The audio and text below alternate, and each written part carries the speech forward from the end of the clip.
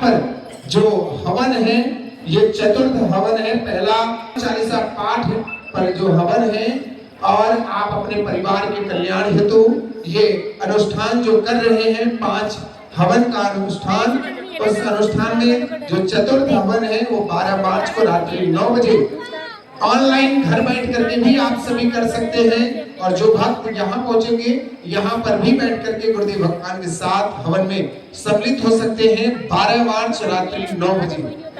13 मार्च को गुरुदेव भगवान विराजमान होकर के जो श्री बागेश्वर बालाजी का महादिव्य दरबार है, रविवार के दिन भी श्री बागेश्वर बालाजी का महादिव्य दरबार लगेगा। और उसके बाद 14, 15 और 16 ये 3 दिवसीय शनिवार, रविवार, सोमवार, क्योंकि लाखों भक्त श्री बागेश्वर बालाजी के परिवार से जुड़े हैं और महाराष्ट्र, मुंबई से भी जुड़े हैं। और कई ऐसे भक्त होते थे जो आते थे गुरुदेव भगवान सोमवार या मंगलवार के दिन पहुंचते थे। 2-3 दिनों की छुट्टी उनको लेनी पड़ती थी अपने कार्यालय से, या जो भी वो कार्य करते थे उससे वो छुट्टी लेकर के गुरुदेव भगवान के दर्शन करने के लिए भिवंडी, जहाँ श्री बागेश्वर बालाजी सनातन मठ है, वहां पहुंचते थे। लेकिन गुरुदेव भगवान इस बार शनिवार, रवि, क्योंकि कई भक्त हैं जिनके छुट्टियां शनिवार और रविवार को होती हैं, उसको देखते हुए गुरुदेव भगवान इस बार शनिवार के दिन श्री बागेश्वर बालाजी सनातन मठ मुंबई, महाराष्ट्र, जहां पहुंच करके दिव्य दरबार भी होगा, दिव्य दर्शन गुरुदेव भगवान के, श्री बागेश्वर बालाजी के दर्शन, और साथ ही साथ सामूहिक अर्जी और दिव्य दरबार भी, भभूति वितरण भी गुरुदेव भगवान वहां पर करेंगे। श्री बागेश्वर बालाजी सनातन मठ भिवंडी, महाराष्ट्र 14, 15 और 16 तारीख को। 17 और 18 तारीख को गुरुदेव भगवान वहीं से यात्रा पर रहेंगे। और 19 मार्च से लेकर के 27 मार्च तक श्री बागेश्वर बालाजी पावन तीर्थ पर गुरुदेव भगवान रहेंगे, जहां नवरात्रि के पावन अवसर पर गुरुदेव भगवान साधना में रहेंगे। जो भी साधक, जो मां के साधक हैं, वो बागेश्वर धाम पावन तीर्थ पर रह करके साधना कर सकते हैं 19 मार्च से लेकर के 27 मार्च तक। और 27 मार्च को ही सायंकालीन में यहाँ से प्रस्थान करेंगे गुरुदेव भगवान छत्तीसगढ़ की पावन पवित्र भूमि पर, जहाँ 5 दिवसीय श्री हनुमंत कथा होने जा रही है। अभी इसके पहले आप सभी रायपुर के बाद आप सभी भिलाई, और भिलाई के बाद अब गुरुदेव भगवान कोरबा छत्तीसगढ़ पहुंच रहे हैं, जहां 5 दिवसीय श्री हनुमंत कथा, श्री हनुमान जी महाराज के पावन चरित्रों के वर्णन गुरुदेव भगवान के मुखारविंद से हम कथा का रसपान करेंगे। 28 मार्च को श्री बागेश्वर बालाजी, यहाँ जहाँ हम सभी विराजमान हैं, यहाँ हम सभी हनुमान जी के जन्मोत्सव पर गुरुदेव भगवान बागेश्वर धाम पर ही रहेंगे, जहां आप सभी भक्तों के साथ हम सभी बड़े हर्ष और उल्लास के साथ हनुमान जन्मोत्सव भी इसी पावन तीर्थ पर मनाएंगे। और उसके बाद गुरुदेव भगवान यहाँ से प्रस्थान करेंगे यात्रा के लिए।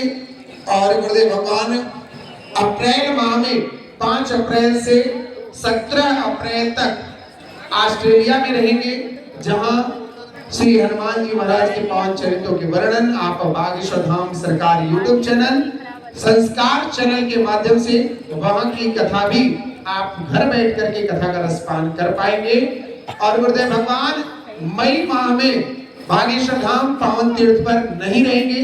2 मई से लेकर के 22 मई तक गुरुदेव भगवान साधना के लिए जा रहे हैं बद्रीनाथ की पहाड़ियों में, जहां आप सभी के कल्याण हेतु साधना करेंगे गुरुदेव भगवान।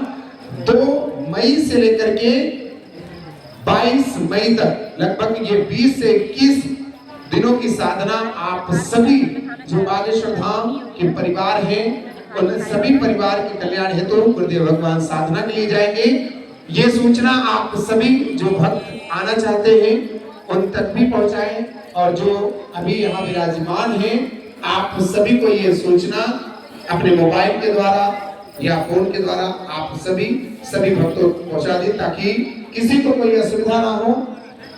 आप सभी को बता दें जो गुरुदेव भगवान से मिलना चाहते हैं, मिलने के नाम पर कोई दान दक्षिणा शुल्क बिल्कुल भी ना दें।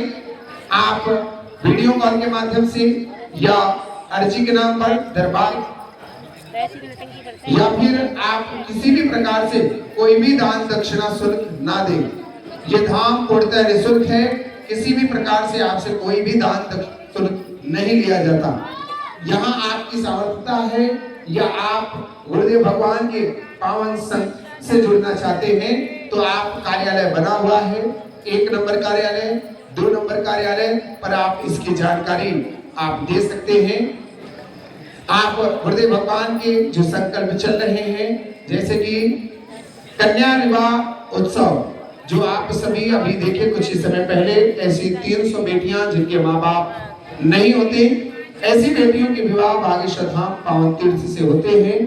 आप सभी ने उस उत्सव को भी देखा जो 3 दिवसीय उत्सव, कई संत भगवान के आगमन हुए, राजपीठ से भी कई लोगों के आगमन हुए और वो बेटियां बागेश्वर धाम से 15 फरवरी को महाशिवरात्रि पर विदा हुई। पुनः गुरुदेव भगवान ने उस दिन संकल्प लिया कि 6 मार्च 2027 को 325 बेटियों का विवाह बागेश्वर धाम पावन तीर्थ से संपन्न होगा। तो आप सभी भक्तों से अनुरोध है कि आप उन बेटियों के पिता बनकर के, धर्मज पिता या मां बनकर के उन बेटियों को बागेश्वर धाम से विदा करना चाहते हैं तो आप उसके लिए कार्यालय पर संपर्क कर सकते हैं। ऐसे ही गुरुदेव भगवान के पावन सानिध्य में चल रही नवनिर्माण कार्य, कैंसर हॉस्पिटल का जो नवनिर्माण कार्य यहाँ से लगभग 1 किलोमीटर की दूरी पर वो बन रहा है, वहां आप अपने सामर्थ्यानुसार 11 ईंट, 21 ईंट, 101 ईंट या 501 ईंट का सहयोग देकर के गुरुदेव भगवान के संकल्प में सहभागी बन सकते हैं। आप उसके लिए कार्यालय पर संपर्क कर सकते हैं। वहां पहुंच करके आप जो भी 1 ईंट का भी सहयोग करना चाहते हैं तो आप कार्यालय पर ही संपर्क करें। किसी भी सेवादार, किसी भी भक्त के चक्कर में बिल्कुल भी ना पड़े। आप सभी से अनुरोध है कि अन्नपूर्णा भंडारा संकल्प से भी आप जुड़ना चाहते हैं तो आप कार्यालय पर संपर्क कर सकते हैं। आप अपने सामान की सुरक्षा करते हुए आप अपने स्थान पर विराजमान रहें। मन में राम नाम का जप करें क्योंकि राम नाम के जप से ही आपकी अर्जी बागेश्वर बालाजी के से चरणों में स्वीकार होती है। आप सभी भक्तों से अनुरोध है कि आप मन में राम नाम का जप करें। गुरुदेव भगवान लगभग 5 से 10 मिनट में ही हम सभी के बीच यहाँ विराजमान होंगे। बोलिए बागेश्वर धाम की, बोलिए गुरुदेव भगवान की, सदगुरु सन्यासी बाबा की जय जय श्री राम।